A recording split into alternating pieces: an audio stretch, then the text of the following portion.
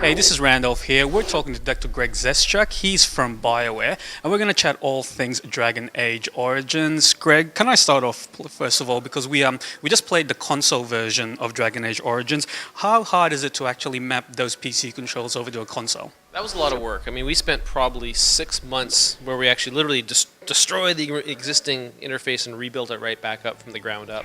The main thing we really wanted to accomplish was the fact that Dragon Age Origins PC is a lot of stuff you can do in the game, a lot of controls. We didn't want to compromise for console players. We wanted them to have every single power available to them, but we also want to make it playable. So we actually came up with a sort of a ring structure and some hot buttons and things that actually we think really captures the game well and gives it a very good feel and actually really allows console players to feel like they're in control.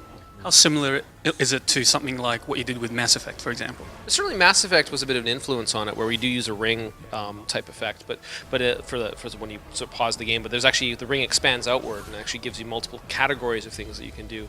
So that fundamental mechanic actually allowed us to put literally dozens and dozens of powers. Again, Dragon Age, you have 4 characters; they all can do different things. It's a pretty big bunch of work, but we actually managed to really capture the feel of the game and actually also leave the player feeling a little more action feel too on the console. So are you confident you've got, I guess, most of the complexity of the PC controls in there? Did you have to make any sacrifices at all, do you think? I don't think we made any sacrifices at all. I think we actually captured. I think the key thing too is you can do it, but you want to make it still very, very playable. That was one of our other key focuses, to make sure that it was easy to play, and I think we accomplished that as well, which was probably the hardest thing about the whole endeavor. Okay, so it's very close to release now for Dragon Age Origins. What is there left to do on the game? The game right now is really in the final certification phases and just the final fine-tuning of everything. I mean, a lot of the stuff that we were doing towards the end of it was making sure it was all connecting up properly to the internet, and the PDLC stuff being all the channels were working properly to be able to deliver that. So really the fine-tuning a lot of the online features, and that's right where we are right now. Can we talk about DLC at all? What can you tell us about, I guess, plans for DLC for DragonAge? I can talk at a very high level about DLC plans for Dragon Age. I mean, the key thing being it's a big part of it. I mean, it's a big part of the franchise, a big part of what we're building.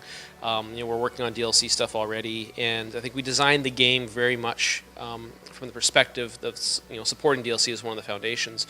Another key part of course, is the user-created content, user tool set, and actually we want to allow users on both platforms, PC and consoles, to actually feel like they can actually have all the same features. And so we're going to try really hard on console to get some of the user-created content back, but on PC for sure, you're going to be able to browse even within the game and figure out which kind of modules and other things you want to add to it, and actually what kind of mods you want to put into your game. So really, really huge things, and then DLC will be purchasable from the game as well, so it'll be pretty exciting.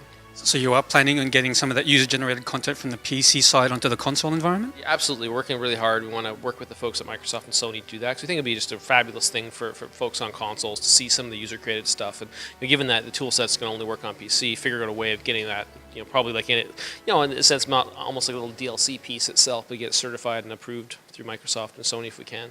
So how soon after launch can we expect the first DLC from you guys? I think we got DLC coming almost right out of the gate, like very soon after the launch phase, and then there's a whole bunch of stuff planned. And I think it'll depend on how the response is and what people seem to like and not like. We can adjust the plans based on the response. Okay, thanks for that, Greg. Can you tell us what platforms and when Dragon Age Origins is coming out? Sure. Dragon Age Origins is coming out on Xbox 360 and PC in early November, and then PS3 a little later in November. Thanks very much. Thank you.